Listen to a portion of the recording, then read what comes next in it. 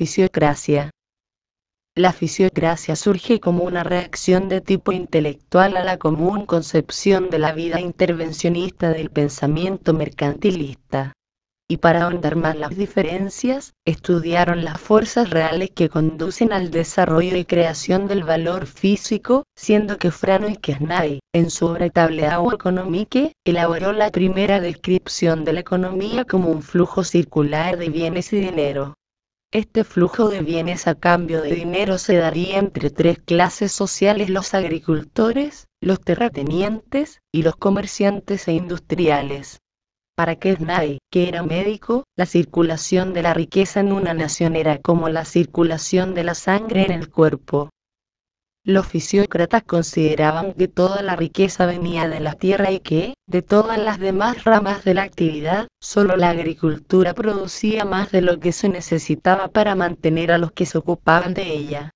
Al provenir de la tierra el único excedente, hacia ella debía dirigirse el Estado para obtener fondos, por lo que propugnaban el impuesto único sobre la tierra y sugerían la anulación de todos los establecidos por los mercantilistas. La tendencia general de los fisiócratas es el libre cambio. La tarea del economista se reduce a descubrir el juego de las leyes naturales. La intervención del Estado es inútil, pues no haría otra cosa que interferir ese orden esencial.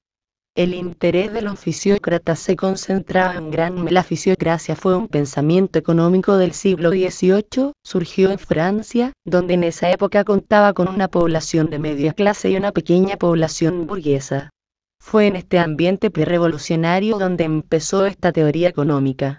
Desde comienzos de este siglo, el desarrollo económico, alentado por los avances de la ciencia, se vio favorecido por la introducción de nuevas técnicas agrícolas más racionales y se intensificó la siembra de papas y maíz.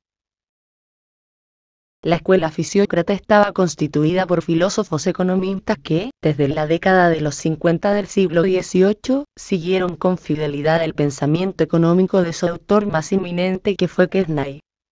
La idea central de este pensamiento era la transformación de la economía francesa, concediendo primacía a la explotación agrícola en régimen de libertad. La fisiocracia comprendió que la racionalización de las técnicas agrícolas podían conseguir una abundante producción en la que sustentaría todo el sistema económico. El programa político consistía en mantener el ancien régimen fundamentándolo en un renovado concepto sobre el orden natural, más en consonancia con el racionalismo propio de ese siglo. Sus propuestas solo podrían llevarse a la práctica bajo el impulso y dirección de un gobierno fuerte, ejercido por una monarquía absoluta. Knight, médico personal del rey Luis XV, publicó el Tableau Economique en 1758, fue el maestro indiscutido de la fisiocracia, pues logró traer a su causa a algunos economistas que, al propagar sus ideas, fueron ganando terreno. Para la difusión de sus ideas contaron con varios periódicos. Baudelaire y Dupont fueron eficaces porque supieron aprovechar bien la capacidad de la revista Journal Economique. El carácter científico de sus teorías, el liderazgo de una personalidad carismática, la conciencia de formar un grupo unido y la existencia de un medio de expresión y difusión son las características por lo que se considera una de las primeras escuelas científicas de la economía. Sin embargo, la gran diferencia existente en las condiciones económico-políticas de otros países y la imparable transformación tanto de las estructuras económicas, como de las estructuras sociales hicieron de la fisiocracia un movimiento efímero, tanto en su localización geográfica reducida a Francia, con alguna leve influencia en Alemania, como en su extensión temporal aproximadamente un cuarto de siglo, entre 1755 y 1780. Antes de la Revolución Francesa. Esta borró todo vestigio de fisiocracia debido a sus connotaciones políticas elitistas y aristocráticas. Los principales representantes de la fisiocracia fueron Knight, Turgot, Jean-Claude Marie, Victor Riquetti, Pierre Paul, Nicolas Baudelaire y Pierre de Samuel. El orden natural. Este es el principio básico de la escuela fisiócrata. La naturaleza, regida por la ley natural, es la que debe gobernar todas las instituciones humanas. El nombre de fisiocracia, extraído del griego, tiene precisamente este significado: physis igual naturaleza y cracia igual gobierno. El orden natural es un ideal que tiene que alcanzar el ser humano para lograr la prosperidad económica, la riqueza. Quesnay rechazó categóricamente la identificación del dinero con la riqueza. El dinero en sí mismo es absolutamente estéril, solo produce renta a través de un bien que la produzca. Las riquezas eran los productos renovables procedentes de la agricultura y que servían para subsistir, a lo que él denominaba luxe de subsistencia, y para disfrutar, a lo que él llamaba luxe de decoración. Quesnay afirmó que solo se encuentra una rama de la producción que suministra un producto neto, es decir, una cantidad de bienes superior a los utilizados como materia prima, como reposición del capital productivo y como pago de los asalariados, y este era la agricultura. El excedente agrario sobre los costes de producción es un don que brota gratuitamente de la naturaleza. La tierra es la única fuente de riquezas y la agricultura las multiplica. Todas las demás ramas de la producción son estériles, ya que no gozan de ninguna de las características de la agricultura, no crean físicamente bienes excedentes, ni su productividad es un don gratuito. Lo único que hacen es trasladar de lugar, combinar o transformar algo ya existente con anterioridad. El comercio exterior y el Bon Prix. El comercio en general, como todas las ramas de la actividad económica excepto la agricultura, es estéril en el sentido fisiócrata de que no crea un producto neto. La caracterización de estéril no significaba, para los fisiócratas, que la actividad fuese inútil o careciera de importancia. Para ellos toda la actividad económica tenía relevancia. La excepción de esta regla era el comercio internacional. Basar la riqueza de la nación en un superávit de la balanza comercial que se tradujera en una acumulación de oro y plata era una idea quimérica. Estas son algunos de los motivos por el cual los fisiócratas no tuvieran confianza en el comercio exterior. 1. El oro y la plata, ya se ha mencionado, no constituía para ellos la riqueza de la nación. 2. El comercio no es otra cosa que un trueque, un intercambio de mercancías.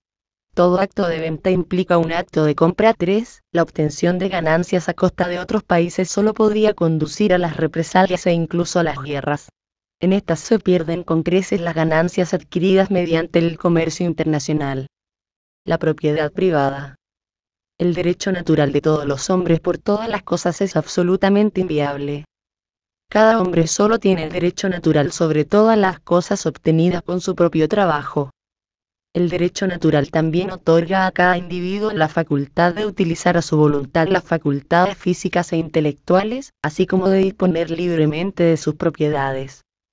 El sistema económico por ello concebido requería la desigualdad social para que circulara el producto neto y creara así la riqueza y el bienestar de la sociedad. Esta concepción del flujo de la renta podemos designarla como la teoría de los vasos comunicantes, pues del mismo modo que el agua solo circula entre dos recipientes comunicados cuando entre ellos existe una diferencia de nivel. La economía de una sociedad precisa una diferencia en el nivel económico de sus miembros para que circulen las rentas y se origine la riqueza. Respecto al consumo, la observación que hace Quesnay es muy interesante por su keynesianismo. Todo el mundo tiene que gastar inmediatamente sus ingresos netos en bienes de consumo, porque si alguien decide ahorrar para aumentar sus reservas individuales de dinero, toda la economía nacional se perjudicará, puesto que cada acto de ahorro priva a alguien de un ingreso.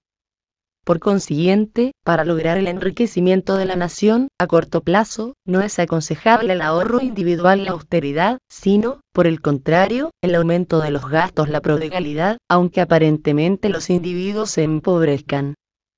El laissez-faire fisiócrata era, por lo tanto, muy relativo. Para poner en práctica su liberalismo se necesitaba una activa intervención gubernamental, que removiera todos los obstáculos que dificultaran la consecución de los altos precios agrícolas y para promover las condiciones adecuadas que los posibilitaran.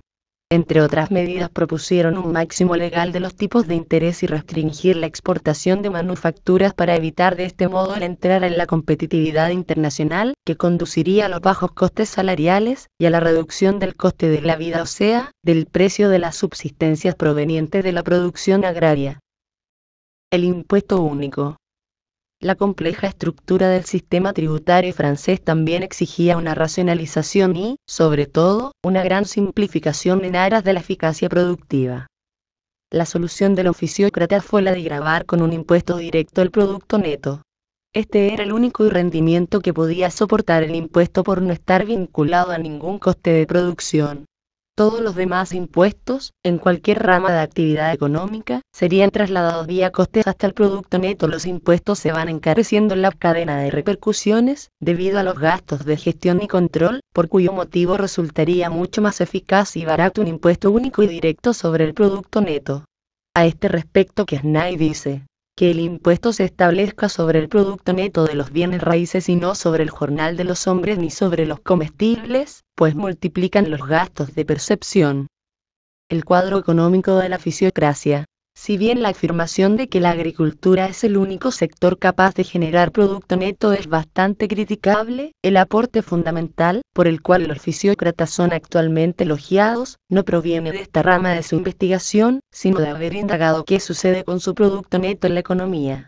Para averiguar el destino del producto neto, Kiesnay dio el denominado cuadro económico, simplificado en este gráfico. La fisiocracia exige la propiedad, bajo tres formas.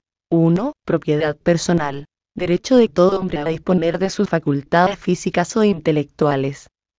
2. Propiedad mobiliaria. Disponer de los frutos de su trabajo. 3. Propiedad territorial. El heredero debía disponer de la tierra, esto lo justificaban afirmando que era la retribución por haber mejorado y conservado el suelo durante las generaciones, y que era el mejor sistema para asegurar el mantenimiento de la tierra. Críticas a la teoría del producto neto de la fisiocracia. 1. No es posible determinar con exactitud qué es lo que la agricultura y solo ella produce. No es creadora de materia, ni de utilidad, ni de valor.